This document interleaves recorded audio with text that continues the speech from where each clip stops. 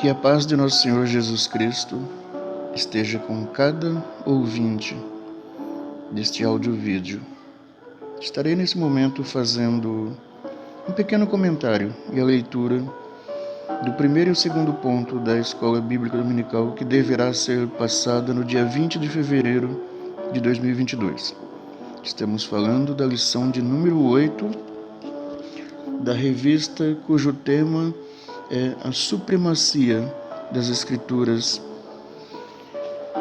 E a lição de número 8 é: a lei e os evangelhos revelam Jesus. O texto áureo diz: ouve, Israel, o Senhor nosso Deus é o único Senhor. Isso encontra-se em Deuteronômio, capítulo 6, versículo 4. E a verdade prática diz: a lei não salva, mas esboça o plano da redenção em Cristo, confirmado nos Evangelhos. A leitura bíblica em classe, para você que está a fim de acompanhar, eu não estarei fazendo a leitura dela, mas você pode pegar a sua Bíblia ou a revista, caso tenha. Caso não tenha a revista, você pega a sua Bíblia, abre o livro em Deuteronômio, capítulo 6, os versículos de 4 a 9, e Lucas, capítulo 1, os versículos de 1 a 4. A lei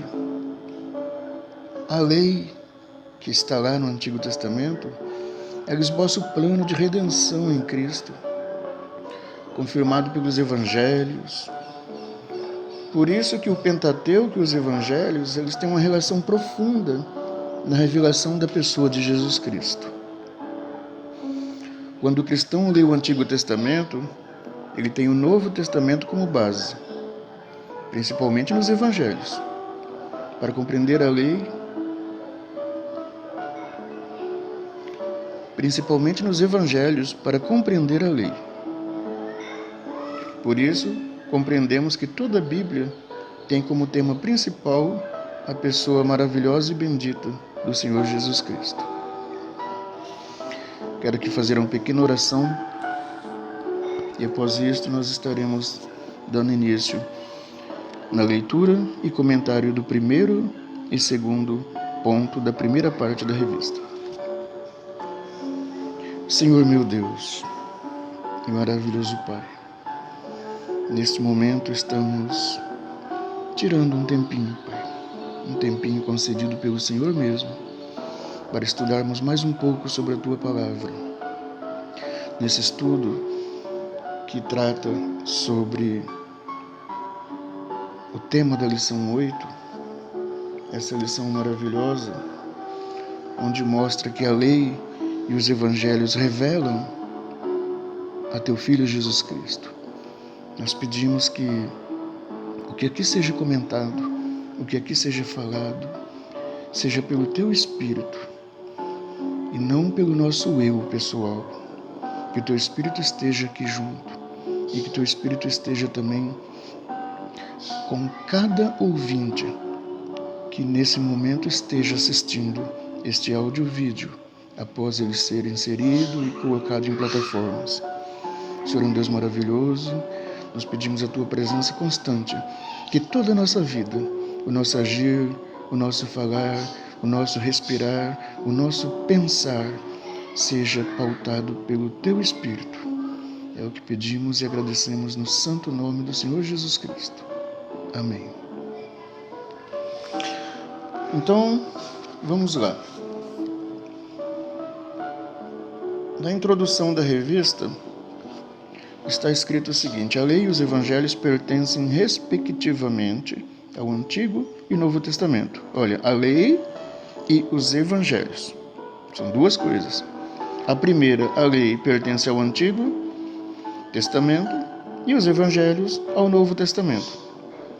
São livros sagrados de origem divina. Eu queria que você pensasse nisso. Ou seja, o Antigo e o Novo Testamento são o quê? São a Bíblia. A Bíblia não é um livro comum. A Bíblia é sagrada. Ela é sacra, é sagrada.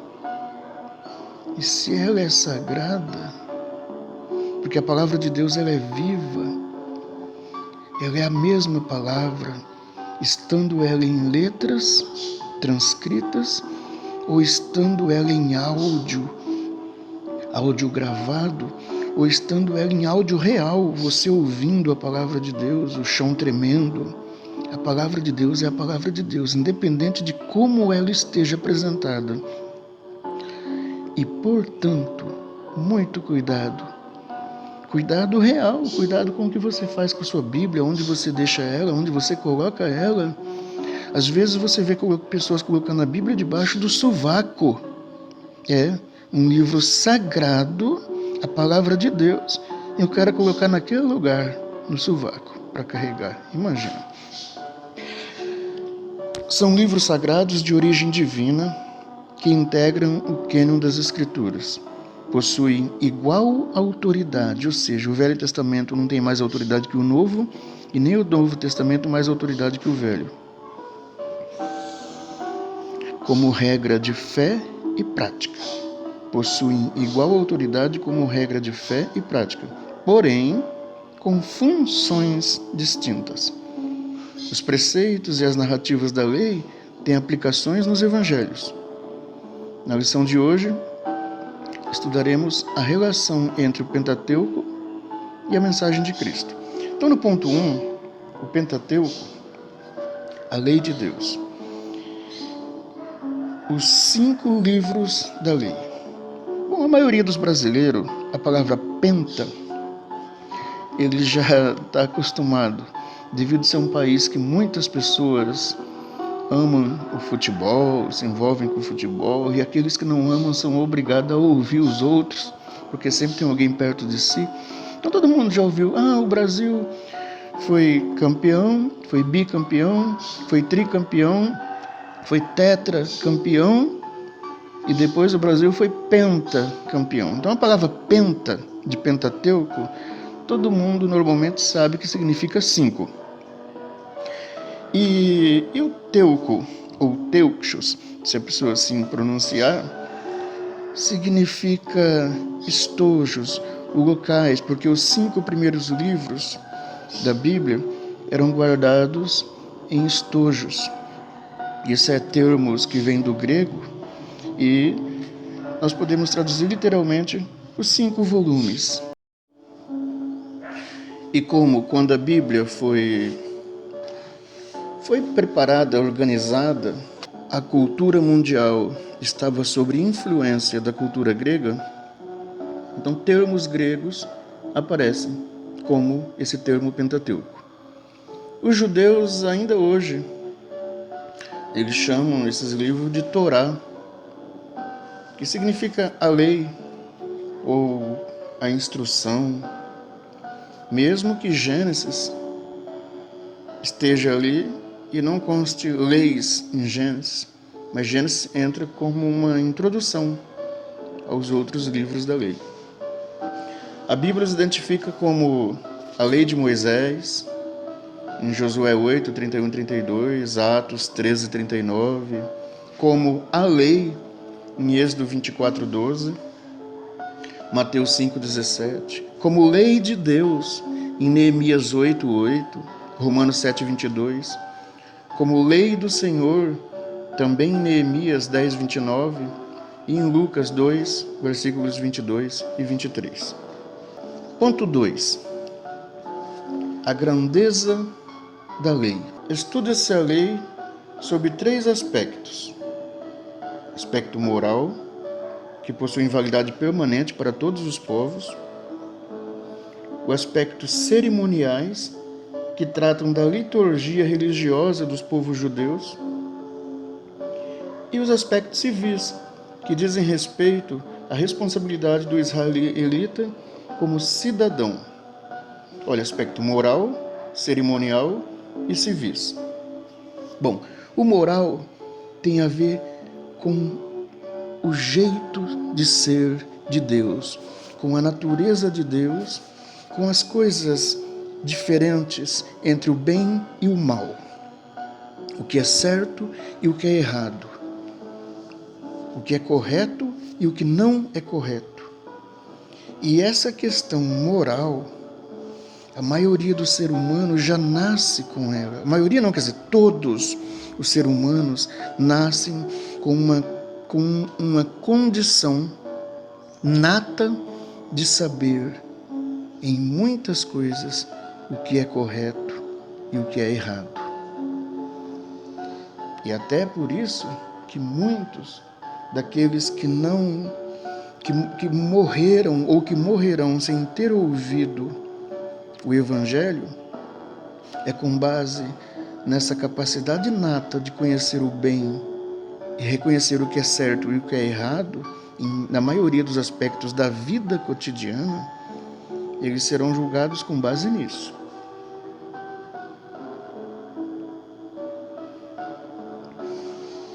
Agora, a parte cerimonial, essa já é uma lei específica para os israelitas. O Senhor Deus determinou cerimônias religiosas, como que elas deveriam ocorrer, e as passou para Moisés. Moisés escreveu e ensinou o povo. Seria muito bom você que está ouvindo, se você não conhece como eram as questões do tabernáculo que foi apresentado a Moisés e construído depois que entraram no deserto, estude, você vai ver. E estudando com atenção, você vai ver também que tudo aquilo era símbolo das coisas que havia de vir. E quem havia de vir? Cristo.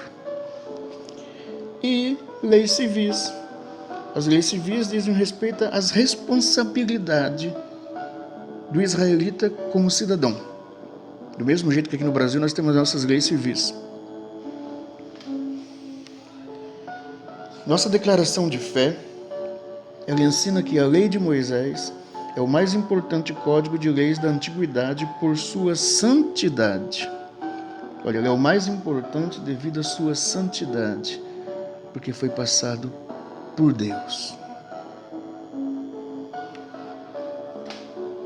Por seu caráter espiritual e por sua autoridade divina, a lei é santa, e o mandamento santo, justo e bom. A lei é espiritual. Isso está em Romanos, capítulo 7, versículos 12 a 14. Contudo, enfatiza o documento doutrinário que a grandeza da lei vai além de tudo isso, pois nela Deus esboça o plano da redenção humana em Cristo. Porque o fim da lei é Cristo, para a justiça de todo aquele que crê. Romanos 10, 4.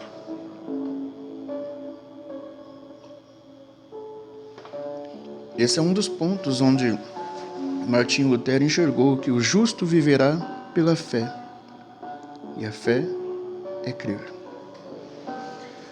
A lei de Deus ela é usada sobre esses três aspectos, então. Lei moral para todas as épocas, Mateus 23, 23, você pode conferir isso. Lei cerimonial para a religião judaica, você vê isso em Colossenses 2, 16, 17. Você vê isso em Hebreus 10, de 1 a 2. Lei civil para a nação de Israel, Êxodo 21, os versículos 24 e 25. Toda a lei é considerada boa, mas as leis cerimoniais e civis eram sombra das coisas futuras e temporais. Louvado e glorificado seja o nosso Deus. Nós vamos continuar para o pontinho 3. A lei e a fé cristã.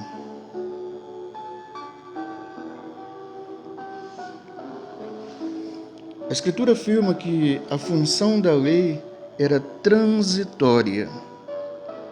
O que significa transitório? Passageiro. Hebreus 10, versículo 1. Ela foi dada para revelar o pecado e demonstrar a necessidade da graça. Gálatas 3,19. E assim serviu de aio para nos conduzir à redenção em Cristo. Gálatas 3,24. A lei encerrou a humanidade debaixo do pecado. Gálatas 3,22. Desse modo, ninguém pode ser salvo pelas obras da lei. Gálatas 2,16. Nesse aspecto, a obra de Cristo nos resgatou da maldição da lei, Gálatas 3,13, e nos deu vida mediante o Evangelho, 2 Timóteo 1,10.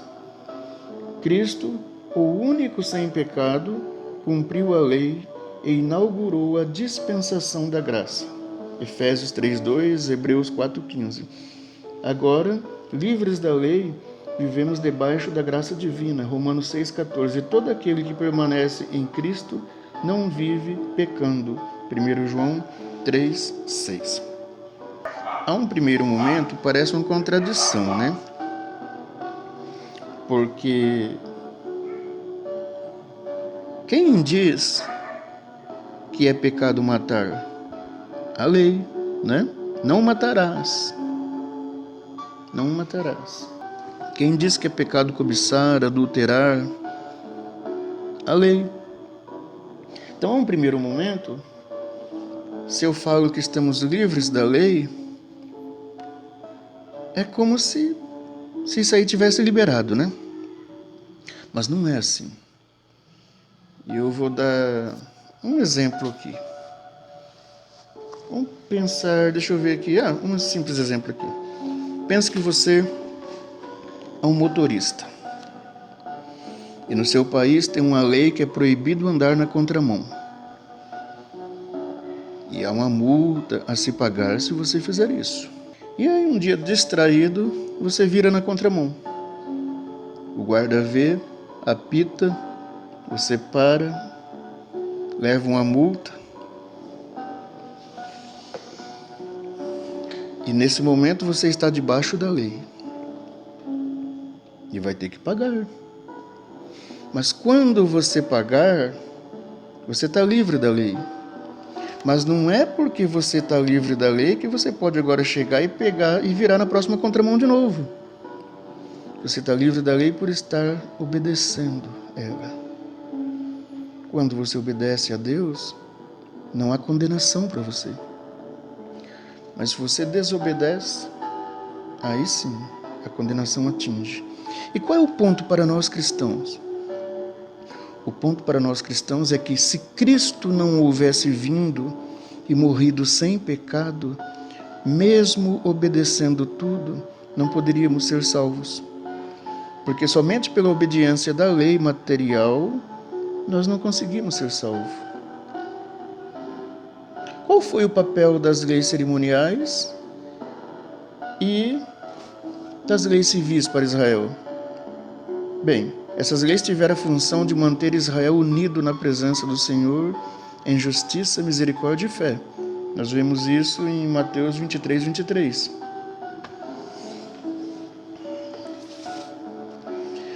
Ela serviu para separar Israel dos povos pagãos, a fim de conservar famílias santas, para que o Messias pudesse nascer em um lar consagrado ao Senhor. Leiam Josué 23, versículos 6 a 8, Levítico 20, versículos 22 e 23. A lei também serviu de aio. Aio vem do grego paidagogos, que significa um servo que conduz a criança para a escola. Olha, aio significa um servo que conduz a criança para a escola. A lei conduzia a nação para a maturidade, assim como uma criança que chegava à maturidade e não precisava mais de um aio.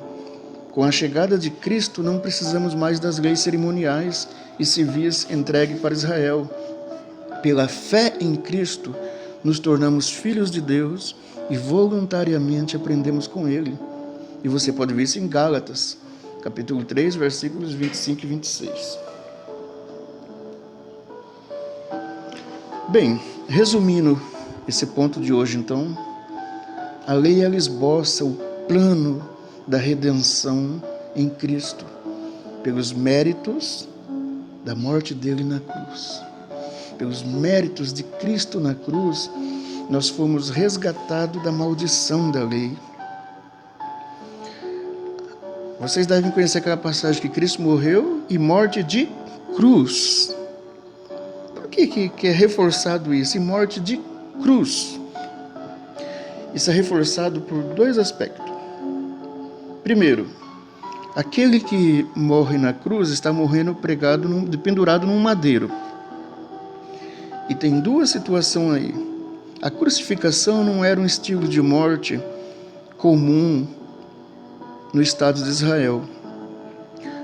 Mas Israel, naquela época, estava cativo pelos romanos, e a crucificação era pelos romanos, e era um modelo de morte aplicado aos mais ignominiosos pecadores, aos pecadores que haviam cometido as coisas mais trágicas, os crimes mais hediondos. Mas se você vai voltar lá atrás em Deuteronômio, se eu não me engano, Deuteronômio capítulo 21, parece, não me recordo direito aqui, você vai ver que na cultura israelense havia também um escrito que todo aquele que morresse dependurado num madeiro era um maldito. Um dos motivos de muitos judeus não crerem em Cristo é porque Cristo foi crucificado, morreu num madeiro, e quem morria no madeiro era um maldito, e não poderia o Rei dos Reis, o Filho do Deus Altíssimo, que eles aguardavam, vir ser morto, dependurado com a morte de maldição. Mas quando você olha a visão do apóstolo Paulo, você vai ver o apóstolo Paulo falando: Cristo se fez maldição por nós. Pelos nossos pecados ele pagou lá na cruz. Pelos nossos pecados ele morreu lá na cruz. Irmãos, quando você consegue analisar com calma e prestar atenção como Deus age, e que de Deus não se mofa, se você conseguir entender o agir de Deus na vida do homem,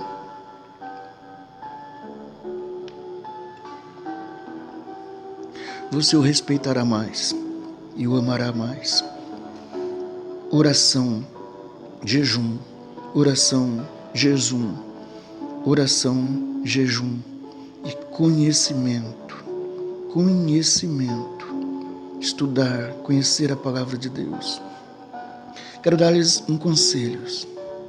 Leiam com muita atenção os livros de 1º e 2º Reis e 1º e 2º Crônicas.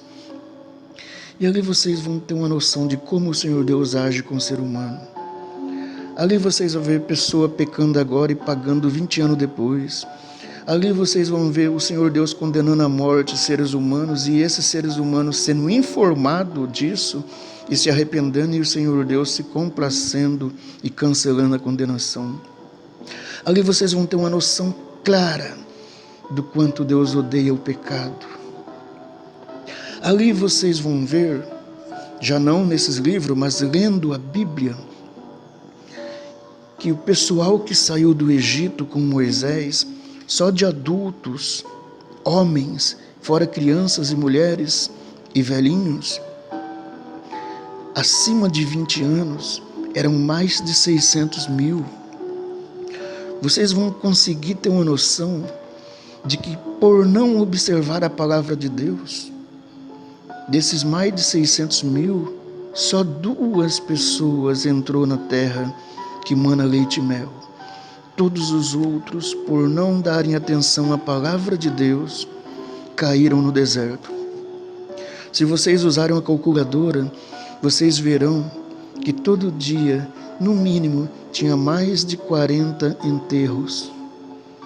Todo dia, por 40 anos, se nós dividirmos a quantidade de pessoas que entrou, eu estou falando só desses adultos, que entrou no deserto e que não conseguiu entrar na terra de Canaã, daria mais de 40 mortos por dia. Algo semelhante àquele horror que passava nas televisão em 2021 ou 2020, mais de 40 pessoas por dia morrendo em Manaus pela pandemia. Pela falta de observar a palavra de Deus, aquele grupo que entrou no Egito, ocorreu isso também. Todos, em 40 anos, morreram.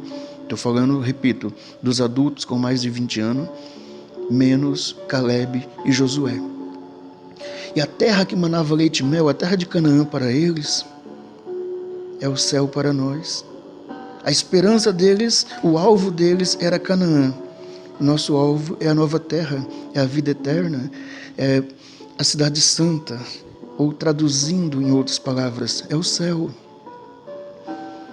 Agora, como nós estamos? Nós somos o povo de Deus hoje. Eles eram o povo de Deus naquela época. E entre mais de 600 mil, só 2 entrou. Irmãos, que nós não façamos parte desses 600 mil, que nós não façamos parte da multidão que não vai entrar. Nós vivemos no que podemos chamar de a era de Laodiceia. Abra lá, Apocalipse capítulo 3, leia o capítulo inteiro. Vê o que o Senhor Deus, o que o Senhor Jesus manda de recado ao anjo da igreja de Laodiceia. E é o consenso com a maioria que muitos fatos proféticos têm dupla aplicação. E também é um consenso para a maioria que as mensagens para as 7 igrejas era de dupla aplicação. Valeram sim para a igreja de Laodiceia na época, que era a mais rica de todas, e que diziam assim: eis que não precisamos de nada, que somos abastados, que temos tudo. Mas a palavra do Senhor Jesus foi que são cegos, miseráveis, nus. E a parte pesada vem quando ele fala assim: são mornos. E porque são mornos, vomitar-te-ei da minha boca, quem dera fosse quente ou frio. Frio porque quando se está frio, pode levar um choque e aquecer de uma vez. Tenho certeza que vocês mesmo devem ter muita experiência de ver alguém que vocês jamais imaginavam que viria a se tornar um servo de Deus, e de repente alguma coisa acontece e aquela pessoa se torna um servo esplendoroso e fiel, e segue assim até o fim da vida. E estando quente, que maravilha, está com a presença em Deus. Mas quando se atinge o estado da mornidão, e me perdoem, mas é o estado da maioria no nosso mundo atual. Quando se vive um estado da mornidão, é muito difícil conseguir sair dele. Então, irmãos, que nós venhamos prestar atenção como estamos. Como estamos de oração? Responda para você mesmo a pergunta que eu vou fazer. Quantas vezes por dia você conversa com Deus? E, portanto, se você souber esse cálculo, você consegue saber quantas vezes por semana e quantas vezes por mês. E à noite? Nosso conversar com Deus tem que ser constante, irmãos. Mas você tem que ter uma intimidade com Deus para poder falar como se estivesse falando com seu irmão carnal. Você conversa com ele quando está dirigindo. Você conversa com ele quando está sentado no ônibus. Você conversa com ele verbalmente e conversa com ele em pensamento. Então há momentos que não dá para você verbalizar, você pensa e conversa com ele em pensamento, agradece, pergunta, reclama. Tenha o hábito de conversar com o Papai do Céu. Ele é Pai e está sempre pronto a ouvir os seus. Tenha o hábito de orar por várias vezes, porque eu aprendi uma coisa: nós somos seres humanos falhos e fracos, mas se você acabou de orar para Deus e dali a pouquinho aparece uma situação que é um ponto fraco seu, e que se você tivesse distanciado de Deus e a hora assim orar, você poderia de repente estar pecando, você está fortalecido, você lembra: eu acabei de falar com meu Deus. E isso aqui não pode interferir na minha vida espiritual e nem na material. E é repreendido pelo poder da palavra de Deus. Você tem força constante quando você ora. Desenvolvamos, irmãos, orações, orações e orações. E a oração é uma coisa individual. É você com o Pai. Você com o Pai. É individual. Você não observa na Bíblia Jesus orando em grupo. Você observa toda vez que ele iria orar, ele se afastava e falava com o Pai. E orava 4, 5, 6 horas por dia. E quando amanhecia o dia que ele ia para a rua, bastava se aproximar de um demônio e os demônios já estremeciam. Mal ele iniciava uma palavra e os demônios já fugiam. A vida é assim, irmãos. A lei, ela esboça o plano de redenção em Cristo. Pelos méritos da cruz de Cristo, nós fomos resgatados da maldição da lei. Que Deus o abençoe cada um. Que estejam todos na paz e em oração. Fiquem com Deus.